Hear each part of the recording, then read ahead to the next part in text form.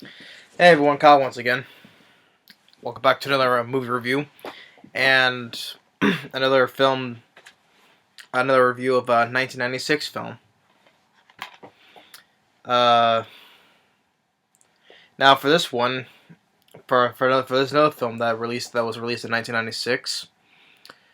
It was another film that I it was another film that I grew up watching, and I still like the movie. So this one I'm reviewing for 20th anniversary for 1996 is Flipper. And Flipper, like I said, 1996, 20th anniversary review. Like I said before, time and time, or the past films I said for 2016, reviewing films 20 years later, 20th anniversary, 1996. Said this countless times again, though, but Flipper. Now, of course, I know for everyone who's familiar with Flipper, it was an old. From what I remember, it was an old TV show. I also, for I remember, it was also black and white. I think it was.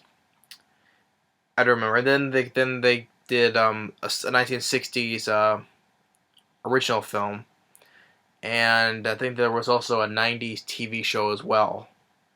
So, but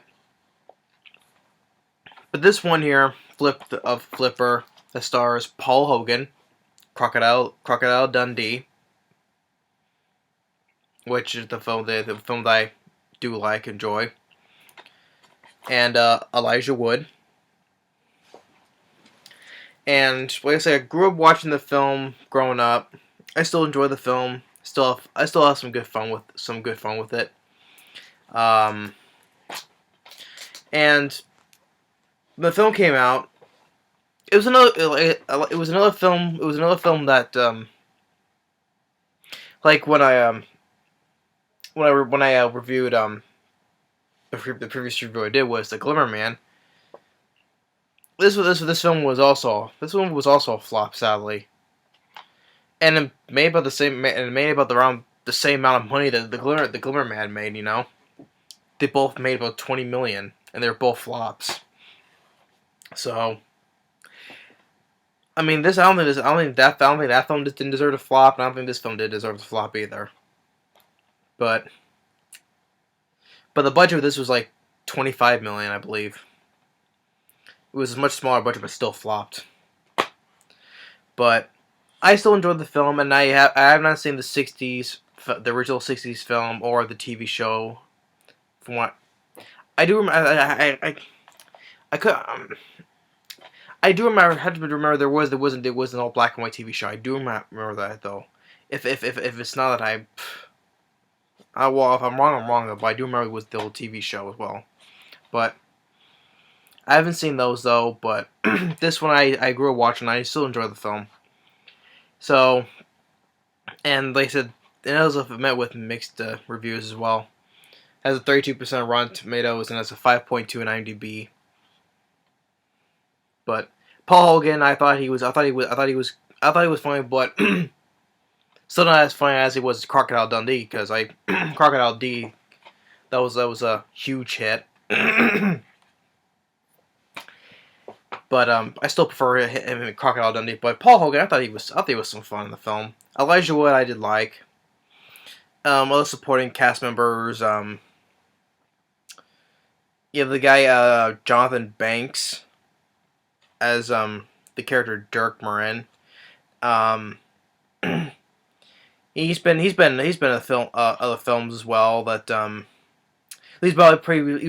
he was in Beverly Hills Cop.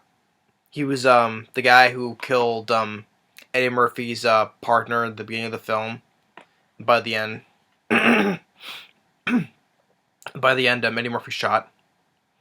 I do remember he was in Under Siege 2 as one of the bad guys that was in the locomotive.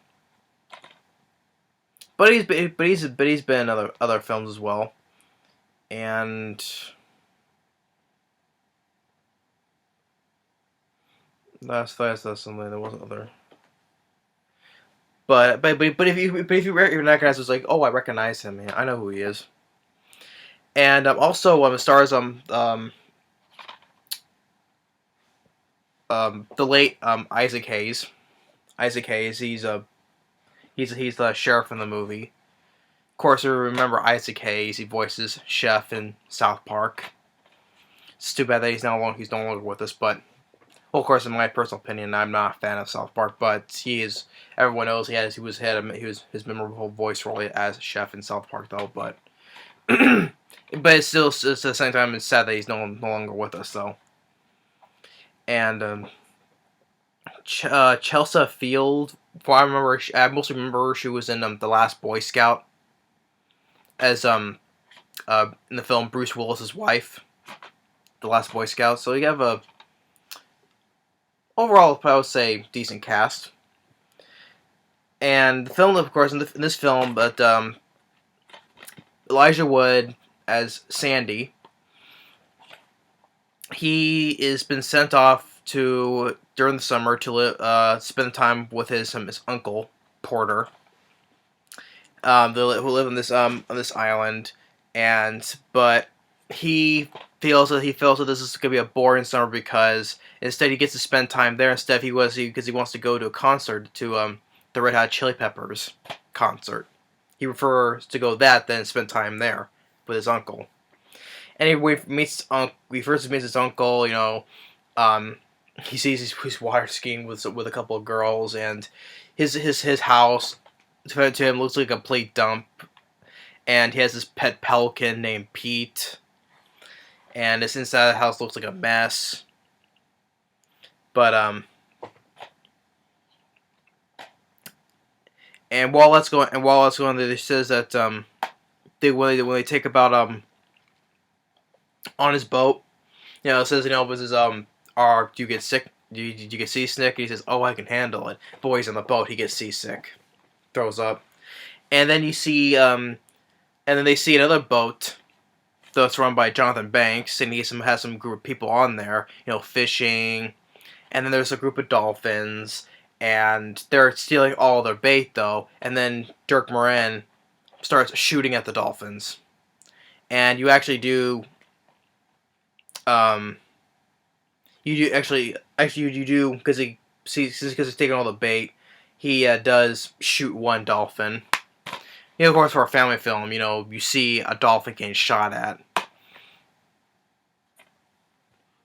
But at the time, while I grew up watching this, for some reason, it didn't bother me. It's like, oh, he shot a dolphin.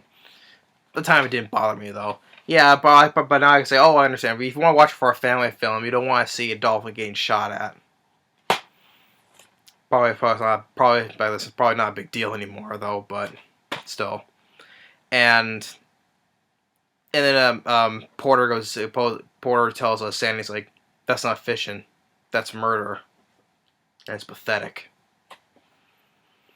And then on the other side of his boat, Elijah Wood, he sees the dolphin, which is Flipper. And Dirk tells him which way the dolphin went, and tells him he went that way. Trying to hide him.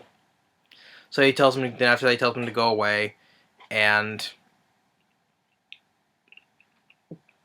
so after that, he calls that he makes a phone call that said he wants to get out of here and wants to take the next ferry because this place, like he says, is a total bust. He doesn't want to stay there anymore, so he plans to take the next ferry. But then But when it's nighttime, he's just sitting waiting.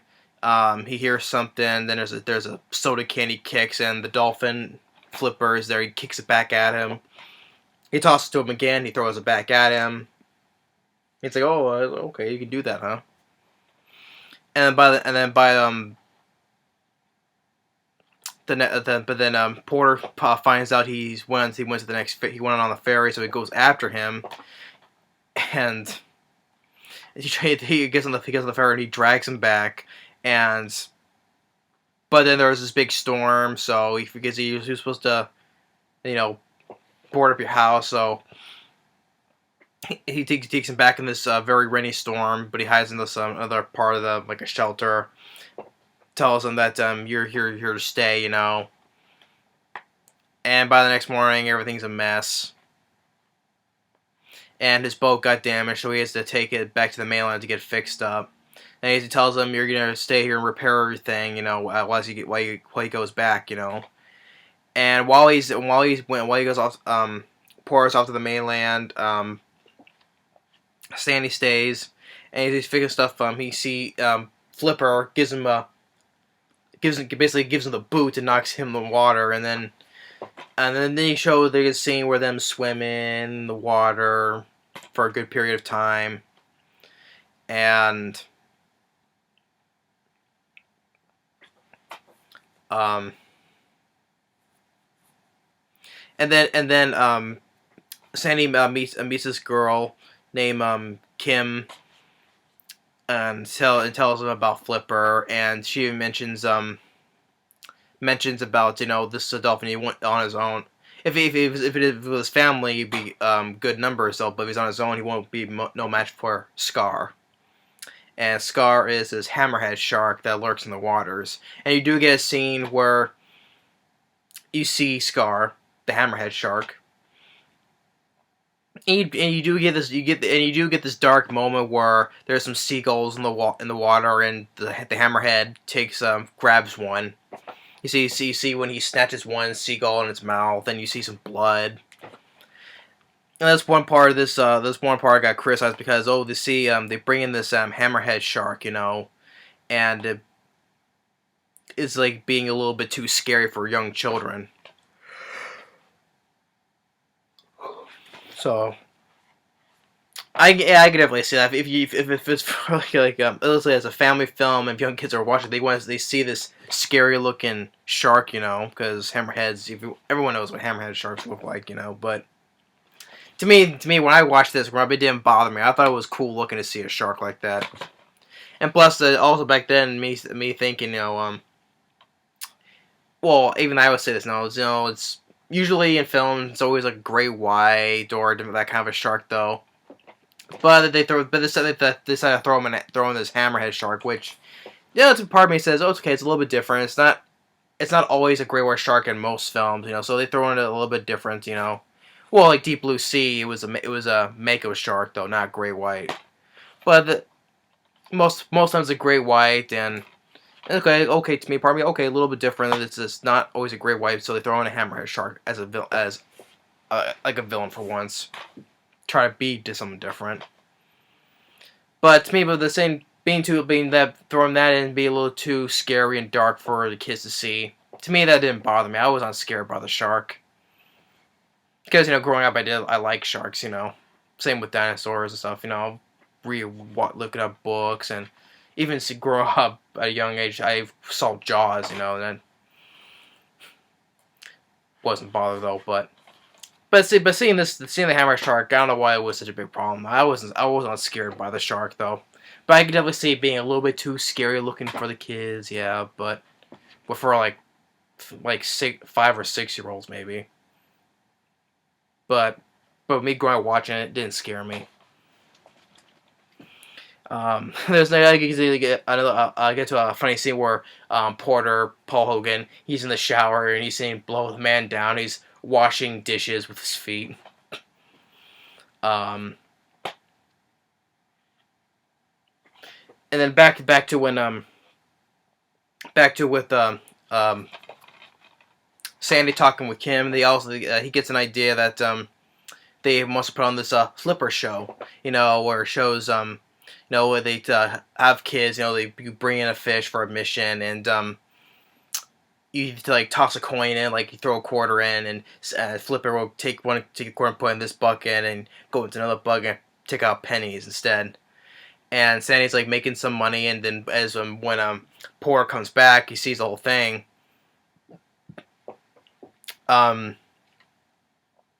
Tells everyone to go home. The show's over.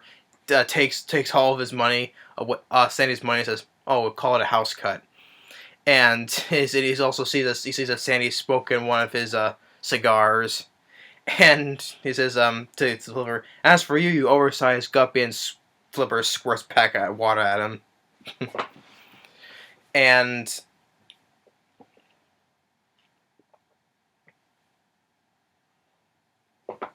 then it shows that he wants to wants him to fix up the house, and he says, you want to do this, you start acting more like a man. You start, if you smoke, I smoke, you know. So he starts to make him fix the house while smoking, you know, and you hear the song by the Beach Boys playing in the background. Until the point he doesn't want to smoke anymore. And then and then you get to him talks with Porter, you know, because with Kathy, you know, Chelsea Field, that they said the well, maybe you kind of say like boyfriend girlfriend, because there's somewhere where she mentions that when you to Porter, when you want to get married, and then he goes and runs away, avoiding the question. I guess it guys maybe I could kind of say boyfriend girlfriend, I could say. And then there's a kid in a raincoat named Marv. He's a kid that doesn't talk much, and then uh Jonathan Banks still knows that there's this dolphin that's been hanging around recently, and when Sandy and Porters are leaving, they see that they've caught Flipper in the net, and tells him to let it go. The Flipper means something to the boy, and also that as he so Sandy no, not Sandy, Porter, he cuts the rope, cuts the net, lets him go, and says that tells with Jonathan Banks, you know, okay, you want what was it the line? I said that teach me, or I'll well, because you know he's a tough guy, you know, and basically he wants him to hit him or something like that, and but you know, I like to be taught. Teach me. School's out, ain't it? So that when then basically he calls on Buck, which is Isaac Hayes, tells him the Dolphins been here way too long. He cannot be here. He needs to be out at sea. You know, he needs to be out there where his home is. So they're forcing him out. They force him to let him go out at sea, which Sandy does not like.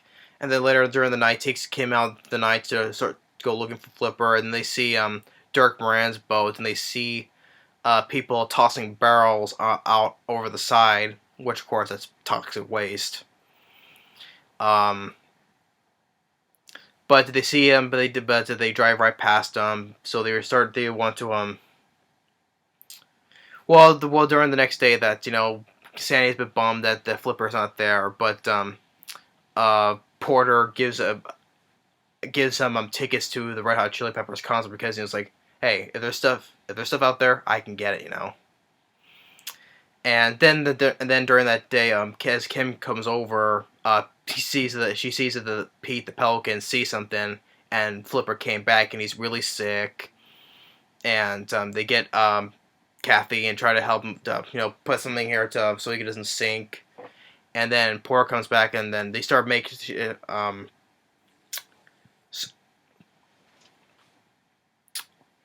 Kathy starts making this shake, you know, putting like to freeze and make stuff to make him feel better. And then he feels better over the night. During the next day he feels better, and Kathy reports that the waters have been, he got sick because he's been poisoned, and the whole water's been poisoned because of the toxic waste, which Stanley tells us that he saw Dirk Moran's boat out there, and he goes and reports this to Isaac Hayes, but computer results is not enough. He needs really hard evidence, like basically like video evidence. He needs hard evidence, and then he'll make the bust. But so they decided. And plus he knows the dolphin came back, so yeah, three. He's gonna take him out of there by Monday, so they have 3 days. So they go out, they head out at sea to find where all these toxic wastes are. Past couple days, they had no luck until Flipper has found out where they are.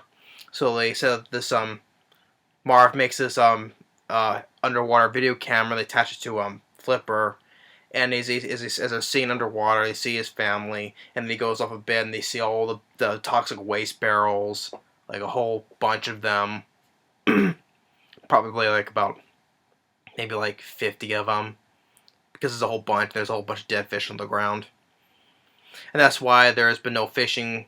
There's been no whole bunch of fish lately because it's all because of the toxic waste.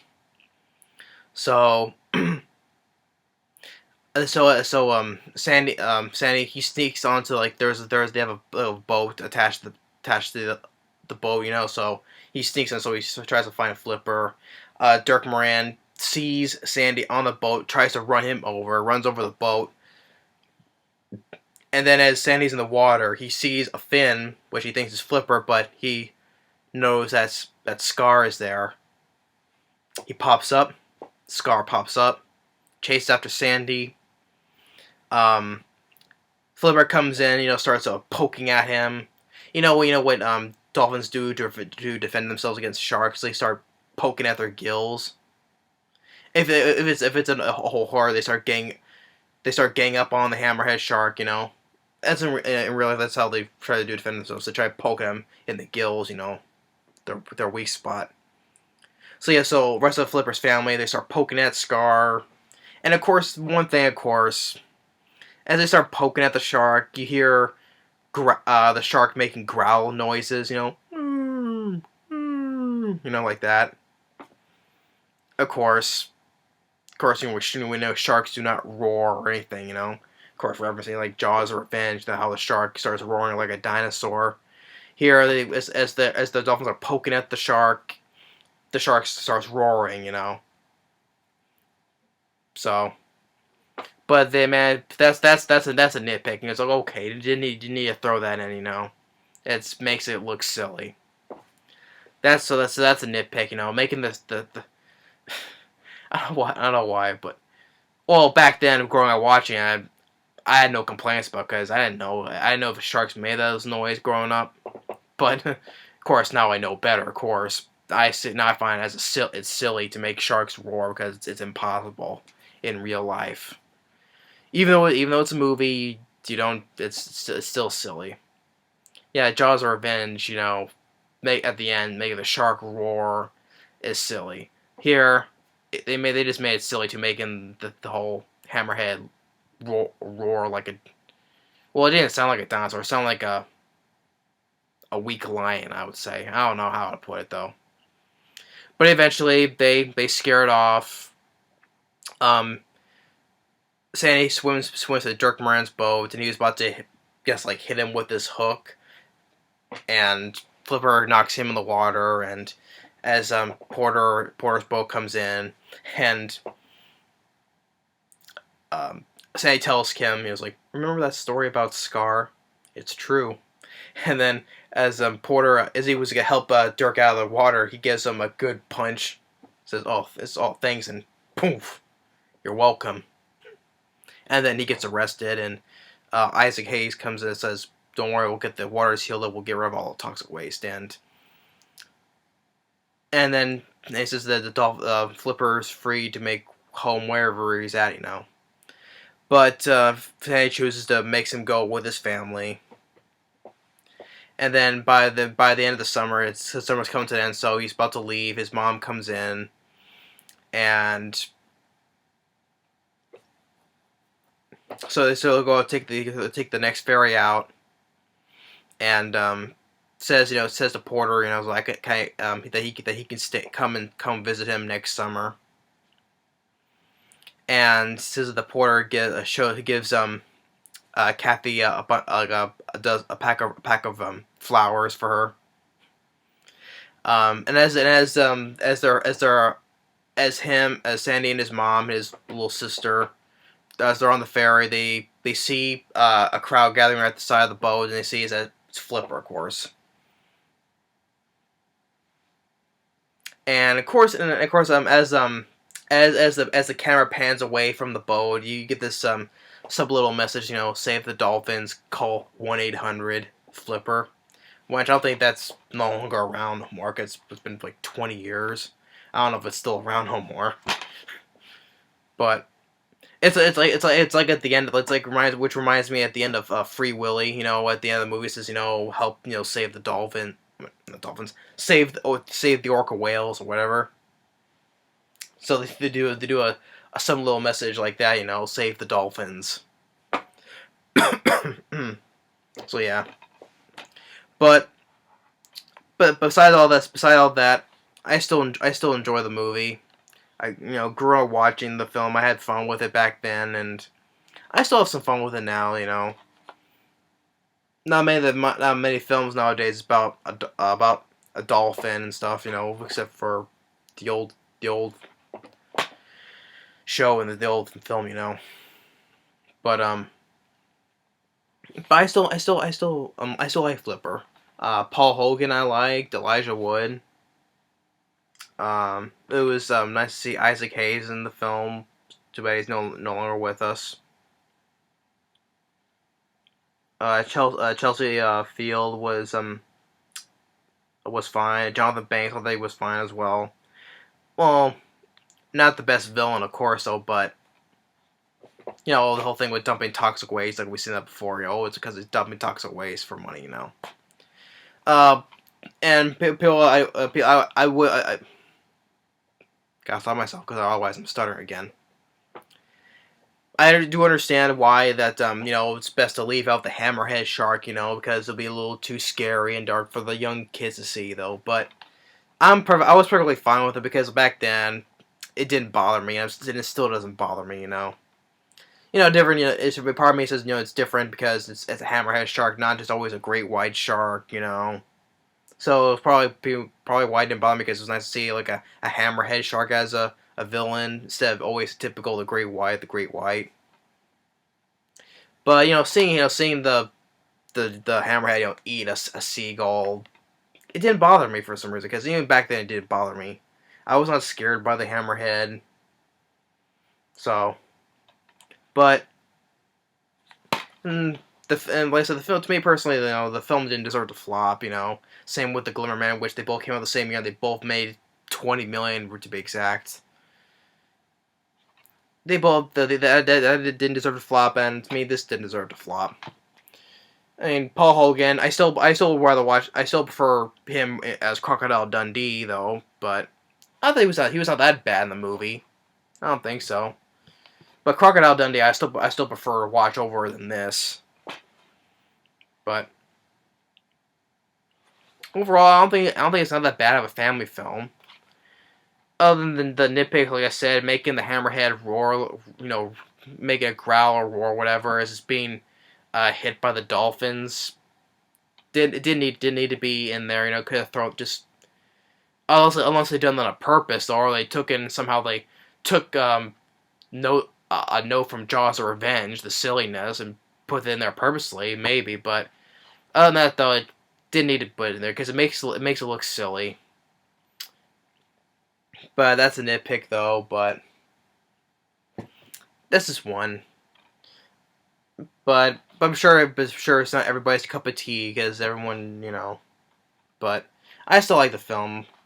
Like I said, I haven't seen the original film or the TV show though. But I'll be fine with this though because it was a 90s film I grew up with, and I don't think it's not that bad of a film. If anyone hasn't seen the film, go and check it out and see what your thoughts on it. And if you don't like the film, understandable. It's all opinion based though, but still. Flipper, it's worth a look it's worth a look, I would say. But if Elijah Wood, I thought he was good, and so was Paul Hogan. So, and they said it was the Dolphins either was animatronics. They said they praised Elijah Wood and Paul Hogan, including the animatronics. So back then, I didn't know. I thought it was back then growing up. I thought it was real dolphins. So if it's animatronics dolphins they used, I was completely fooled. Because I didn't know back then. I didn't know they used animatronic dolphins. I thought they were using real dolphins. If that was true, I was completely fooled. Well, I guess I could say for after Free Willy, the sequels, they use animatronic whales because the real life the whale that played Willy, what was in the first film, they used animatronics after that though, but back then I didn't know. I thought they were using real whales, so it completely fooled me altogether. So yeah, I guess the dolphins, if they were animatronics, they completely fooled me back then because I did not know. So other than I guess so that'll be it's really good animatronics, I would say, for back in 1996. So yeah. But anyway, yeah, I don't want to go too long on this. But Flipper, I would say it's definitely worth a look. So I would advise you check out it, see if you do like the film. Anyway, that's my review for Flipper, 20th anniversary review for, like I said, 1996 for the year. 20 years later, I don't think it's still not that bad of a film. So anyway, thanks for watching, and stay tuned on the next movie review. Later.